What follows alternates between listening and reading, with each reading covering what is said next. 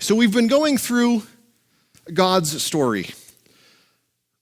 Last week we left Moses in the wilderness with a plant that didn't stop burning, as most plants do when they're on fire.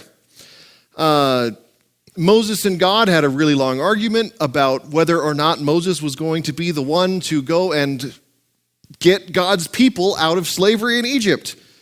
God finally won after like 2 chapters, but it's a really long argument. And so Moses went to the people of Israel in slavery in Egypt and said, I'm going to take you with God's help to the promised land, the land of your fathers, the land of Abraham, Isaac, and Jacob. And so Moses went before Pharaoh and started a plaguing. The Nile turned to blood. A week later, frogs covered the land, only for gnats to then follow. After the gnats came flies, dead cattle, and boils. And then finally, hail, locusts, and darkness. Through it all, Pharaoh would not let God's people go.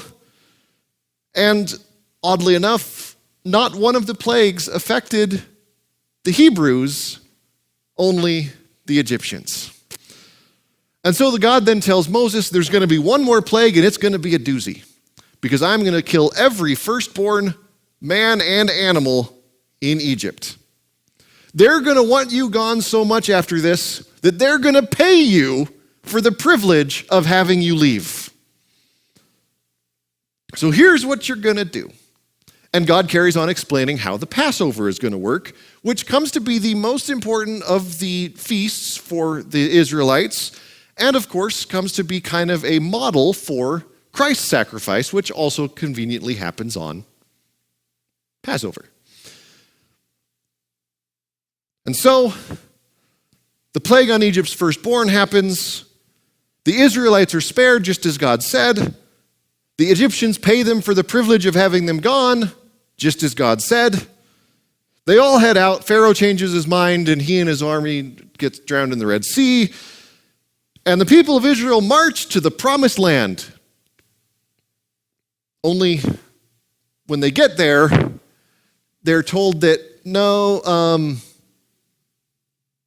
give it 40 years, because they were cowardly grasshoppers.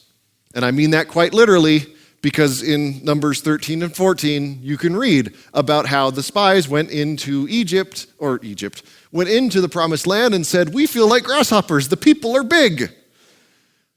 Well, all except Joshua and Caleb, but they're another story. And so, 40 years of wandering in the wilderness later, the people of Israel, at least, and the handful of them left from originally leaving Egypt, and all the new ones that you'd get over 40 years, are gathered across the Jordan from the promised land. They can look across and see the land filled with milk and honey. And Moses stands before the people and gives them an epic farewell speech.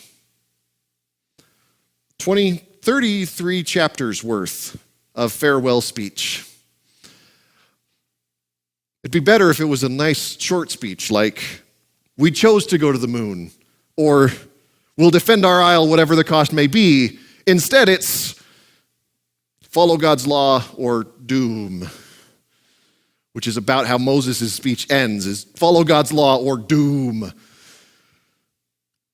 Now, the speech is kind of a recap of everything that the people of Israel should have learned over the 40 years they were roaming around in the wilderness. He restates the 10 Commandments, he gives the core of the law, and he gives what comes to be known as the Shema, which is probably one of the most important verses in all of the Bible. It is, in its simplest terms, the Jewish equivalent of Jesus is Lord. And if you had to narrow down all of Christian teaching into a phrase, Jesus is Lord is probably the best one. If you're going to narrow down all of Jewish teaching into a phrase, it's going to be, Hear, O Israel, the Lord our God, the Lord is one. Love the Lord your God with all your heart, with all your soul, with all your strength. And then, of course, he continues and gets into more and more laws and so forth. And finally culminating in this choice that Moses leaves for the people, saying, choose God and live, turn away from God and be destroyed. I told you there was doom. So why does God use the law for his people? Have you ever looked at some of the laws in there? They're really kind of arbitrary. And a lot of thinkers over the years have tried to make the law seem to make sense. They come up with all sorts of reasons for all these strange laws, when oftentimes the best explanation for some of the strange laws is they're meant to make the Israelites stand apart from the people around them. Why else would they have giant dangly bits hanging from their temples? And if you've ever seen an Orthodox Jew, they stand out. You always know when you see an Orthodox Jew. So the law came to be more than just a set of things that the people ought to do. It came to be the way that folk would follow God. You follow the law, you follow God. The better you follow the law, the better you're following God. This is how they worked. By Jesus' time, a lot of thought had gone into this. And the thoughts went in two directions. The first direction was, how do we make sure we're following the law as good as we possibly can? It's where you get the somewhat ridiculous things like you can save someone from falling in a well on the Sabbath, but you can only walk 100 steps to do it. They get really specific with these laws because it was so important to them. But there was another direction that was going another way that was trying to simplify. And it was looking and saying, what can we boil the law down to? What is the true core of all of these 690 odd things that we're supposed to follow? They'd gotten to the point where they narrowed it down to two, which is where the question in today's gospel comes into play. They narrowed it down to these two commandments. The first is the Shema. The Lord our God, the Lord is one. Love the Lord your God with all your heart, soul, mind, and strength. And the second was to love your neighbor as yourself. This is an interpretation of the law that Jesus obviously agrees with. It's a way that takes a look at, for example, the 10 Commandments and says, these 10 things are really just saying two things. So why say in 10 things what I can say in two things? I like that, by the way. No sense in using 100 words when 10 will do. Saves on paper, right? Good for the environment. Everybody likes going green. That's how I'm going to justify it. But then, with Jesus, a funny thing happened on the way to Jerusalem. Because during the Last Supper, Jesus took these two commandments a step further. A step farther. He did not take them a step further, he took them a step farther. He told his disciples to love each other as he loved them. And that the thing that will make them stand out in the world is not following an arbitrary set of rules, but it's what? By what will all people know that we are Jesus' disciples? Love. They will know we are Christians by our love, by our love. We know we are Christians by our love. No? Okay, a couple people, good. This is right in line with these commandments. To love God and love our neighbor. It's right in line with the 10 Commandments. The first half is about loving God. The second half is about loving your neighbor. It's right in line with the whole rest of the law, too. This is the new commandment that Jesus has given us. This is the new law for us as Christians.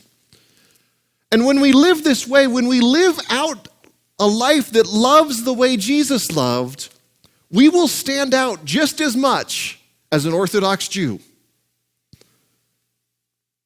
It's the kind of thing that James talks about in his letter when he says, I will show you my faith by the things that I do.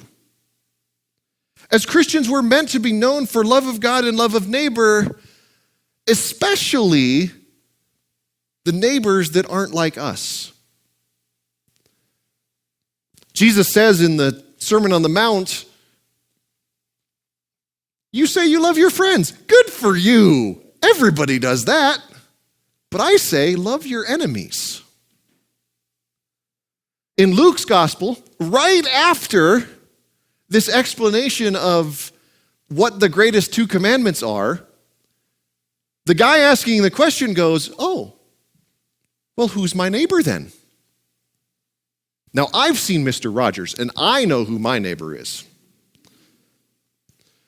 But they didn't have Mr. Rogers in the first century. So Jesus starts to tell them a story.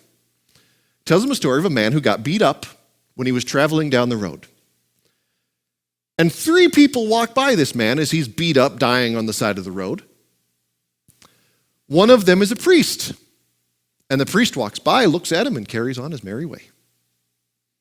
The second one's, we'll call him a deacon. Let's call him a deacon. And he walks by, sees the guy, and just carries on his merry way.